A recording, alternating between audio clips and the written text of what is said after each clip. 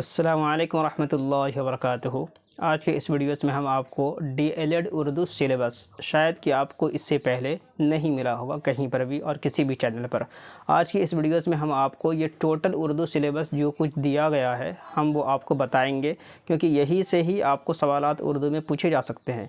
यकीनन आपने उर्दू अगर चूज़ किया होगा तो आपको ये सारी चीज़ों को कम से कम एक मरतबा तो ज़रूर देख लेना चाहिए कि इनका सिलेबस क्या है। और अगर आपका इनका सिलेबस नहीं पूरा होगा, कंप्लीट नहीं होगा, तो उम्मीद मत रखिएगा कि आप एग्ज़ाम से निकाल पाएँ, क्योंकि ये बहुत ज़्यादा मुश्किल और बहुत ज़्यादा हार्ड होगा। इसीलिए मैं आपसे गुजारिश करता हूँ, निवेदन करता हूँ और मैं आपसे कहता हूँ कि अगर आप 25 बाय 25 मतलब के टोटल बाय टोटल नंबर लाना चाहते हैं तो आपको ये सारे वीडियोस को ज़रूर कवर करना चाहिए।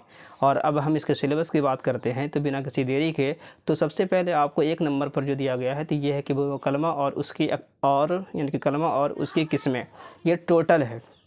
फिर इसके बाद आता है नंबर 2 पर कि इस्म और उसकी किस्में हैं, और फिर जो इस्म के अंदर में जो वो ज़मीर है और फिर उसकी किस्में हैं, तो ये दोनों को आपको देख लेना चाहिए। फिर आता है नंबर 3 पर हमारे सामने की सिफ़त और वो उसकी किस्में हैं। नंबर 4 पर आता है कि फ़ेल और उसकी किस्में हैं, और फिर फ़ेल माज़ी और फिर वो फ़ेल की किस्में।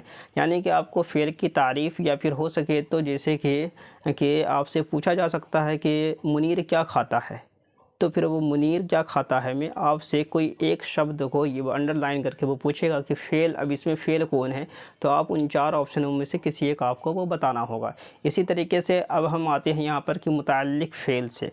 तो मुतअल्लिक़ फ़ेल में क्या है कि ये वो जुमला और वो उसकी किस्में हैं। यानी कि नंबर 6 पर आता है उरूफ़, राब्ता, अत्फ़ और फिर वो तख़सीस और फिर वो फ़िजाइया है। इन सारी चीज़ों के आपको कम से कम 1 मरतबा 2 मरतबा भी आपको ये रट लेना चाहिए कि इनकी तारीफ़ात क्या है, कि ताकि आप आराम से इसका जवाब दे पाएँ। फिर आता है हमारे सामने यहाँ पर कि वो साबिक़ा और वो लाहिक़हू है, कि फिर वो साबिक़ा किसे कहते हैं या फिर वो लाहिक़हू किसे कहते हैं, या फिर वहाँ पर कुछ भी वो लिखा हुआ आ सकता है और इसमें से वो पूछा जा सकता है कि इनमें से साबिक़ा कौन है। अब आपको वो 4 ऑप्शन में से किसी एक, जो भी वो साबिक़ा होगा, जैसे कि अक्लमंद है या फिर जैसे कि वो दूरबीन है वगैरह है, तो ये सारे साबिक़ा या फिर वो लाहिक़हू में से आते हैं। फिर आता है हमारे सामने कि मुतरादिफ़ात है। हालांकि मैं इन सारे चैप्टरों को बारी बाय बारी इंशाअल्लाह आपको इसी चैनल पर ही वो मैं रिपीट कराने की पूरी कोशिश करूँगा, और एक एक हरफ़ को वो मैं सही से बताऊँगा, चाहे कि हमें वो बहुत ज़्यादा मेहनत करनी पड़े, मुश्किल करनी पड़े, लेकिन फिर भी मैं आपको पूरी बताने की पूरी कोशिश करूँगा कि ताकि आपके लिए आसानी हो। जैसे कि अब ये वो साबिक़ा है, जैसे कि फिर ये बल्ला, यानी कि जैसे कि फिर ये लाहिक़हू वगैरह है। ये सारे चैप्टर को बारी बार बारी और एक एक चैप्टर को आपको पढ़ाने की पूरी कोशिश करूँगा। फिर आता है हमारे सामने ये कि मुतरादिफ़ात। तो अब आपको यहाँ पर जैसे कि वो मुतरादिफ़ात क्या है, मुतरादिफ़ात की तारीफ़ात क्या है, ये सारी चीज़ों को भी आपको एक बार ज़रूर देख लेनी चाहिए ताकि आपके लिए आसानी हो। फिर वो नंबर 9 पर आता है कि मुहावरे और फिर वो दरबुल अमसाल।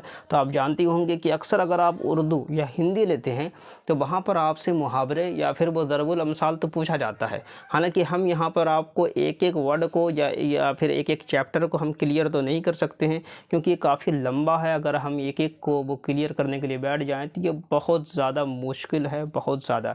इसीलिए वो मैं इसको बारी बाय बारी पढ़ाऊँगा और एक एक शब्द पढ़ाऊँगा और एक एक हर्फ पढ़ाऊँगा, कि ताकि आपको परेशानी ना हो और आप आसानी के साथ में, मुश्किल से 5-4 मिनट की वीडियो होगी, 4-5 मिनट की, 6-7 मिनट की वीडियो होगी, आपको बस वो पढ़ लेना है। और फिर अगर आप एक एक बार भी वो वीडियोज़ को देखिएगा तो उर्दू इतना ईजी है कि आप आराम से वहाँ पर टिक मार के आ जाइएगा। और उम्मीद करते हैं कि आप 25 बाय 25 मतलब कि टोटल बाय टोटल नंबर तो उठा ही लीजिएगा।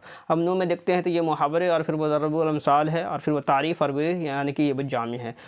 फिर हम नंबर 10 पर देखते हैं तो ये है हमारे सामने एराब के फ़र्क से माना का फ़र्क। मतलब कि आपको वहाँ पर कुछ भी एराब दे दिए जाएंगे और फिर उससे आपको, हालांकि अभी मैं आपको काफ़ी सिर्फ एक सिलेबस दिखला रहा हूँ, बस अभी मैं आपको सिर्फ एक सिलेबस दिखला रहा हूँ, बाकी इससे ज़्यादा कुछ बताने की कोशिश नहीं कर रहा हूँ। क्योंकि अगर वो मैं एक एक हरफ को और एक एक चैप्टर को, जैसे कि अब ये वो एराब है तो ये एक चैप्टर है और आप इसको किस तरीके से इसको यानी कि इसके फ़र्क को समझेंगे, फिर इसके वो माना वाले के यानी कि वो फ़र्क को समझेंगे, इन दोनों में क्या फ़र्क होता है, तो आप इसको समझेंगे तो नहीं। जैसे कि मान लीजिए कि अब मैं आपको एक वो मिसाल देता हूँ कि एक होता है अकरब अलिफ के साथ, तो ये अलिफ वाले जो के साथ में जो अकरब है, तो इसके माने होता है जो आपके बहुत ज़्यादा करीब हो, बहुत ज़्यादा करीब हो, मतलब जो आपके दोस्त हो, मुहिब हो, तो हम उसको अकरब कहते हैं। लेकिन एक वो होता है कि जो आपके बहुत ज़्यादा यानी, और यही को ये आप अकरब को गैन के ऐन के साथ में गाढ़ा करके बोल दीजिए।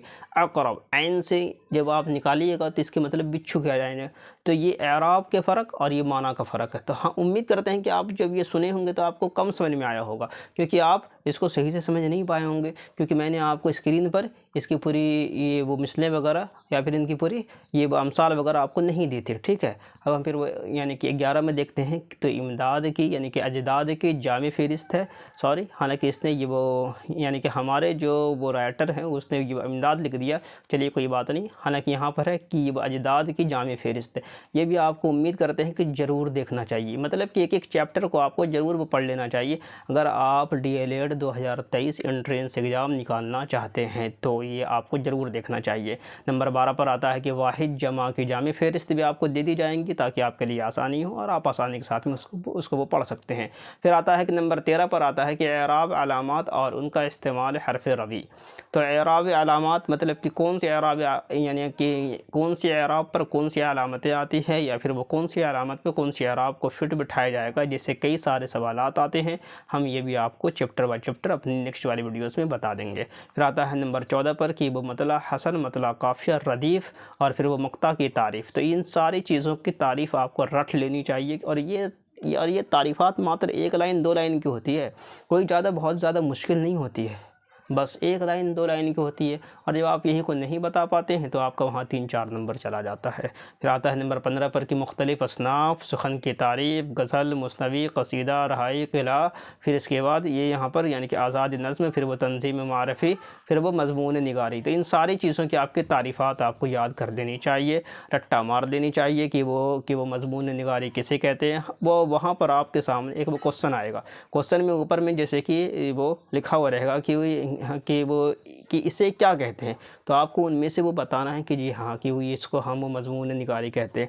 अगर आप किसी भी चीज़ों को ले कर के उनके हाल को बयान करते हैं तो इसमें क्या कहते हैं, वहाँ पर आपको 4 ऑप्शन से रहेंगे, और उन चारों ऑप्शन में जैसे कि अब वो कता दे देगा, या फिर ये वो मुस्नवी दे देगा, या फिर ये वो कसीदा दे देगा, फिर वो नंबर 4 पर वो मज़मून निगारी दे देगा। फिर आपसे वो पूछा जाएगा कि अब इन चारों में से यानी कि इसको क्या कहते हैं, तो आपको बताना है कि मज़मून निगारी। तो ये थी उनके कुछ सिलेबस, जो आप अगर वो DLED 2023 एंट्रेंस का एग्ज़ाम अगर आप देना चाहते हैं तो ये वो उर्दू सिलेबस है। अगर आप इनके PDF चाहते हैं तो आप हमें नीचे कमेंट करके बताएं, इंशाअल्लाह हम आपको इंस्टाग्राम पर या फिर वो अदर अपने वेबसाइट पर, एक हमारी वो यानी कि वेबसाइट भी है, आप उस पर भी वो पहुंच जाएं, और हम वहाँ पर आपको ये सारे वो प्रोवाइड करवा देंगे, और काफ़ी आसानी के साथ में हम वो प्रोवाइड करवा सकते हैं। या अगर आप चाहें तो आप इसका स्क्रीनशॉट भी ले सकते हैं। उम्मीद करते हैं कि आपको इस वाली वीडियो से काफ़ी ज़्यादा फ़ायदा हुआ होगा, और आप इंशाअल्लाह ज़रूर क्लास करने की पूरी कोशिश कीजिएगा। तो उम्मीद करते हैं कि आपको ये वीडियो अच्छा लगा होगा। अगर अच्छा लगा हो तो आप हमारे चैनल को ज़रूर सब्सक्राइब करें, लाइक करें, शेयर करें। शुक्रिया।